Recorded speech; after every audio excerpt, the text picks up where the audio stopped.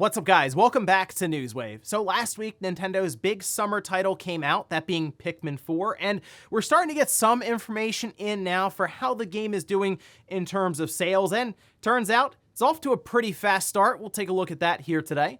Also, we are going to be talking about one of the strangest controller releases I think I've ever seen. Apparently one that's going to take you back to the 10th grade LAN parties, at least the smells from it. And we'll also be talking about Insomniac Games, who continues to do release after release after release for Sony, and it turns out they're just getting warmed up. So if you guys enjoy these videos, make sure to hit that like button, helps out a ton. And if you're new here to the Spawnwave channel, make sure you subscribe down below. And we're gonna start today with a project that's been ongoing for about a year or so now. And the idea is to bring back a classic from that Xbox, GameCube, PS2 era for Simpsons fans. And you can see some of the footage here. This is from their final update, or their finale for The Simpsons Hit and Run. Now, what's interesting about this is it's not like a remaster or anything there. This was made completely from scratch in Unreal Engine by Rubes. And as I mentioned, they've been doing this for about a year or so, and the results are very, very impressive. I recommend, obviously, if you're a fan of Simpsons Hit and Run, to go check this out. The only unfortunate part here is it's probably never going to be released outside of just seeing it in these videos, as in like a full public release you can go download and play.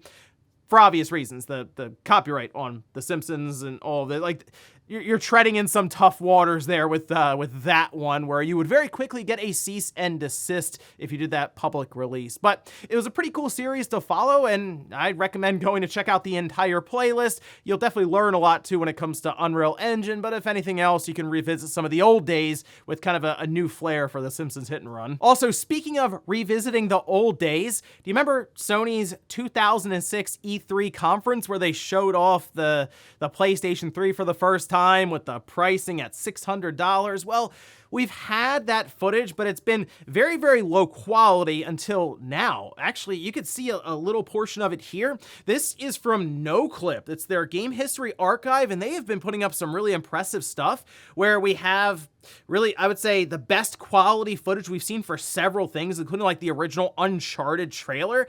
And they even took it and upscaled it further. So if you want to watch it on like a 4K set, it'll be the clearest we've seen of Sony having the PSP dropped on stage, or the giant enemy crab, or definitely some memorable times from that E3 2006 conference. But I just wanted to point it out in case you wanted to go see a blast from the past when Sony, well, struck out on stage. Oh, and we're all pretty much expecting Call of Duty Modern Warfare 3 to get unveiled probably second or third week, I would even say, of August. And it looks like we are now starting to see some stuff get out there through way of marketing leaks. For example, this was posted up over on Twitter. The image, I'm not sure how long this will necessarily stay up, so I'll show you the tweet, but you can technically go to the tweet, or the Zeet now, I guess is what it's called, and check it out. But breaking Call of Duty Modern Warfare 3 logo leaked out. So yes, while we have heard a lot of the talks, rumors, reports around this being a thing, now we're starting to get some visual evidence of it, way of Monster Energy drink. So I guess they'll be having like a promotion where you get cans and there's codes on there for double experience and all these other things. But yeah, I'm expecting a reveal here pretty soon, and then they'll push towards, I guess, an October or November release. The word is you'll also be able to bring over some of the stuff you've earned in Call of Duty Modern Warfare 2 over to Modern Warfare 3. And I am also curious about what's going to happen with Warzone, a new map, modes, anything there, because I know Warzone 2.0 has been kind of rough when it comes to the reception with the community, so maybe they can improve on that heavily with their next Warzone mode, map, all of that. And guys, with some of the quick news out of the way, let's get into the bigger stuff. Let's start right away with Pikmin 4, which came out last Friday.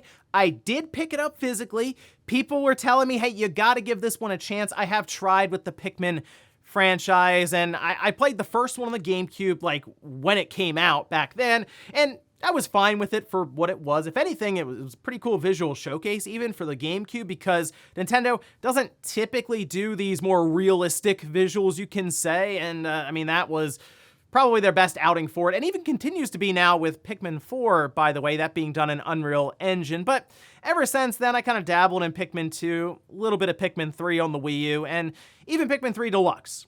But I'm giving it a chance with Pikmin 4, and I will say, I am enjoying my time with it. I think there's just more there to unlock and earn and kind of keep you going to the next day and really opening up the map as you go along. So it does at least have that carrot on a stick that I didn't really feel as much with the previous Pikmin games, and Ochi's actually been a pretty cool addition to the overall series so far, at least in this entry. But I was also going to be curious about how the sales would do, because something that's interesting about Pikmin is specifically the last one on the Switch, Pikmin 3 Deluxe.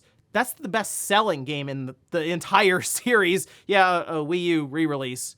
Where have we seen that before with something like Mario Kart? But let's take a look over on X.com with Christopher Dring, who zeeted this out. Yeah, those are real words coming out of my mouth. But here we can see this posted up, saying Pikmin 4 is #1 in the UK box charts this week. Sales up 45% compared with the launch of Pikmin 3 Deluxe in October 2020. Going on to say, I am pleased Pikmin 4 is #1 in the UK, but I'd be interested to see the digital sales. The game's box launch is a bit lower than what Fire Emblem Engage managed. I do expect Pikmin to sell for longer than Fire Emblem, which didn't hang around for long. I'm still on Zelda. Now, this was something that was brought up by Shigeru Miyamoto as he was kind of doing the rounds ahead of the Pikmin 4 release, of course, for marketing and press and all this. And he kind of reflect on why Pikmin hasn't exactly exploded on the sales charts. I mean, the most recent one, as I mentioned, Pikmin 3 Deluxe, selling, I think, 2.25 million so far, and that's the best selling by a fairly wide margin, like 50% or something. Typically, Pikmin, anywhere from 1 to 1.5 million sold overall. But in that interview, Miyamoto had this to say: there have been 3 games in the series until now, from Pikmin to Pikmin 3, and I've always wondered, why haven't they exploded more in sales, even though they're so much fun to play? Why do people think they're so difficult? Going on to say, I get that people find it more difficult when death is a factor, but I think the franchise's strength lies in its relationship with mortality. If something is irreversible, you need to figure out a way to prevent undesired things from happening. To try to prevent Pikmin from dying, you need to practice Dandori, basically planning out, efficiency, etc. To me, that's what makes this game unique. I think people find Pikmin difficult for 2 reasons: the controls and the depth of gameplay. I spent a long time mulling over how we could convey these points as interesting rather than difficult. He also went on to talk about Ochi being apparently an addition that came from controlling large enemies to just attack the Pikmin as well. So they decided, let's just put a dog in there, that'll work. And you know what? I will say, it actually has. I think it's been a fun addition for the game so far. Riding around on Ochi, throwing Pikmin, crashing into stuff, having Ochi go out and just bite down on stuff, dragging things back. It's been a lot of fun there. But yeah, I would say, well, a few things. One, the controls, sure. The management around having all these Pikmin everywhere, which kind of Pikmin are you taking with you? That's kind of a thing too. But also, the game's just kind of weird. I mean, that's the best way I can really say. I know Mario, that's kind of a weird concept as well, but it's at least one that has, I would say, grown on people, obviously, because that's kind of the Mickey Mouse character of, like, video games. Same with The Legend of Zelda, but that also more recently had an explosion in sales with Breath of the Wild. So Pikmin 4, I do think, will be the best-selling game in the series, mostly because the bar is kind of low with the previous sales performance of Pikmin 1, 2, and 3. But really seeing this Switch with its install size now, and I think Pikmin 4 being even the best entry in the series, at least the one that's the most interesting and probably the most streamlined, gives it the best chance. So we'll see how Pikmin 4 does going forward, and we'll check out the Famitsu sales charts in a couple of days when those come out from Japan. Next up, let's talk about one of the strangest controller releases I think I've ever seen, and then also an Xbox controller that seems to be lining up with one of their big releases for the fall. Let's take a look here, though, over on news.xbox.com. There's some images here we can go over while taking a look at the press release, where they say, Paramount Pictures' upcoming Teenage Mutant Ninja Turtles Mutant Mayhem, and Xbox is serving up a totally righteous gamer's welcome for the fearless foursome. In celebration of the movie's August 2023 release, we are giving away a limited number of exclusive Ooze Green pizza-scented Xbox wireless controllers that pair perfectly with game content that immerses fans in the Turtles' latest adventures.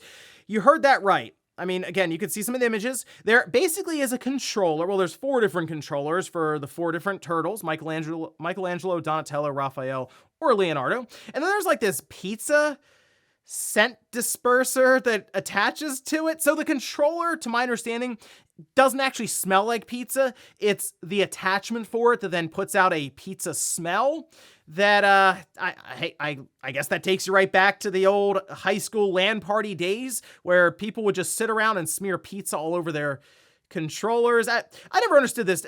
Did people actually eat and play with a controller, like eat pizza while playing with a controller? Because what I remember doing is we'd put all the controllers down, we'd go eat pizza, we'd wash our hands, then go back to the controller.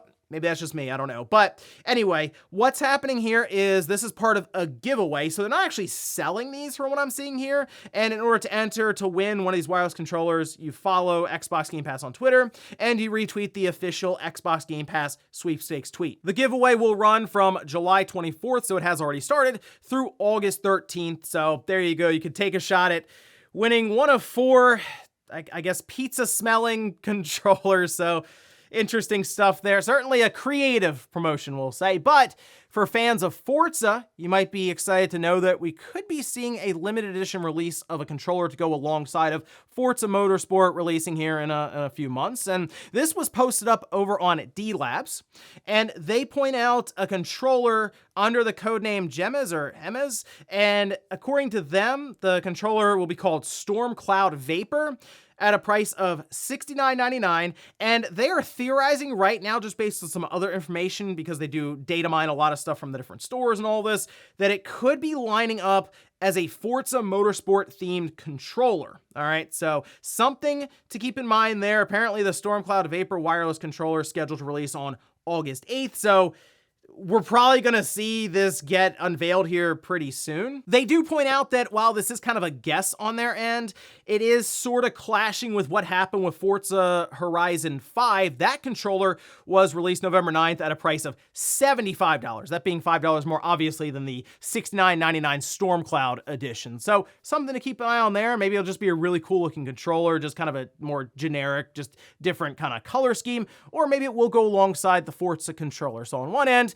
a pizza-smelling Turtles controller, and then one that hopefully will go along nicely with Forza and just smell normal. Next up, let's talk about news of another acquisition, sort of. At least a large company moving in to become a majority stakeholder in, a studio that we've been following with games like Dying Light, this being Techland. They released an update on their website, and the first 5 or 6 paragraphs were basically them, hyping everyone up, getting excited, talking about their accolades and things they've been able to do, which means that some news is coming towards the end of it that people won't necessarily be thrilled to hear, which we can see this posted up over on their website, where they say our open world action RPG in a fantasy setting is already shaping up to become something truly special, and the goal here is to make sure it will live up to the expectations for our first new IP in almost a decade. Today, I'm happy to announce the partnership with Tencent, who are in the process of becoming Techland's majority shareholder. Teaming up with Tencent will allow us to move full speed ahead with the execution of the vision for our games. We have chosen an ally who has already partnered with some of the world's finest video game companies and helped them reach new heights while respecting their ways of doing things. We will retain full ownership of our intellectual properties, maintain creative freedom, and continue to operate the way we believe is right. I'm also going to continue serving as the studio's CEO. Basically, we have Tencent coming in and bankrolling Techland and their new IP, their big open world fantasy RPG, which that sounds all well and good, but yeah, here's Tencent again. I've mentioned before, that's a big time entity to look out for in gaming because they've been quietly snapping up more and more shares all across gaming. They do tend to pop up quite a bit.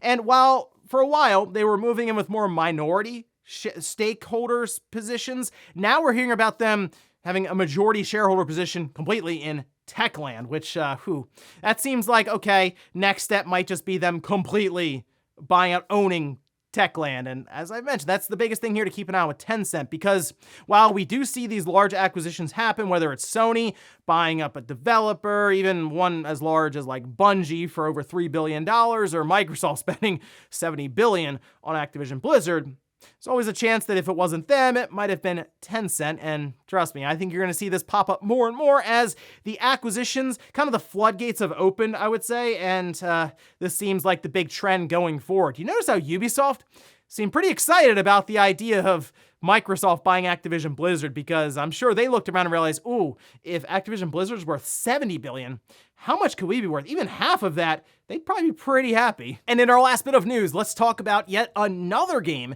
that Insomniac is developing. We know that they are producing the big holiday title for Sony and the PlayStation 5 with Spider-Man 2, which looks awesome. I mean, that trailer was great, but then the console looks awesome, all the covers that I'd be getting, and then the controller is just really excited to get to October to pick that one up. But then they're also working on Wolverine, and it turns out they're working on the project after that, which is shaping up to be a multiplayer game. We can see this posted over on X. Zeeted. This is from Dreamwalker, who says they've been working on another unannounced AAA game aside from Marvel's Spider-Man 2 and Wolverine PS5 unmatched output.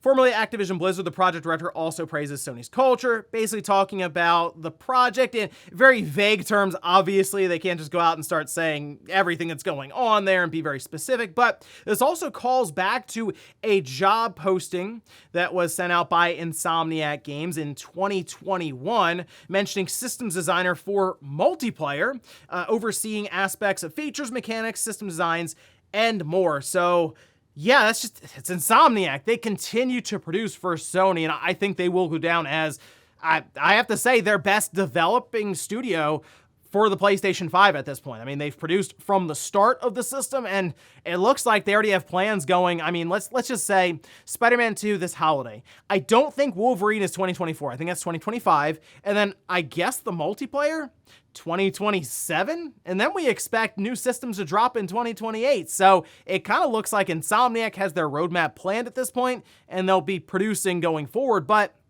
I do wonder what this project is going to be. Is this a new intellectual property, as Sony has kind of pushed for that with a lot of these studios, I'll say, except for, well, Insomniac has been doing a lot of projects with Marvel, right? But could they also bring back something like Resistance? I think that'd be a really cool multiplayer game for them to attempt to revive, we'll say, especially since we know Sony has a limited time deal. We'll say even this 10 years, but with Call of Duty, if they could revive Resistance and have it be a good live service game, I think that'd be interesting. Otherwise, though, new intellectual property, sure, why not? Let's see what Insomniac can do. They've certainly earned the ability to go out and try something new after what they've produced so far and what they will be producing going forward. And before we go to the comment of the day, we're taking a look at the poll that I posted up yesterday, where I ask, do you collect controllers? Okay, 3% say yes, I pick up special edition controllers all the time. 37% say sometimes, only if it's for a franchise or design I like. And then 60% say no, I stick with standard controllers, that's good enough, and I'll replace it if I need to, it breaks or something happens there. Yeah, it definitely depends for me anyway. The franchise, or if it's like, say, Metroid Prime 4. If there is a special edition Pro controller, I'd probably get it there, right? Spider-Man, I'm going to pick up the Spider-Man 2 controller. If we get some sort of revival for Halo where Infinite becomes really good and they're like, oh yeah, here's a special edition controller for that, then I'd probably pick that one up. So it is definitely specific for franchises that I really like. Capcom with the Mega Man controller, you know I'm there day one. And we'll finish up with the comment of the day as you're seeing here. This is from Goat, says, for PS5 Pro, I'd rather it focus on higher frame rates, 120 FPS, and further improve PSVR 2. Well, it's been a while since I've really heard Sony mention the PSVR 2, so I mean, that'd be good if they just did that, right? Did something to improve that further. I don't know, maybe a really big game release or something. But outside of that, yes, I would like us to get to a position where the mainstream is more on board with higher frame rate or more consistent 60 FPS frame rate as opposed to let's go to 8K. I think at this point, me anyway, I'm happy with 4K, and maybe it's because I'm getting older or something, but like even the visuals, I'm looking at Final Fantasy 16 as I'm playing, and I'm like, this game just looks good. Where else do we really go from here? I don't know. I guess things get shinier. The hair strands can be more realistic. But is it necessarily worth cutting down on the frame rate to attain that?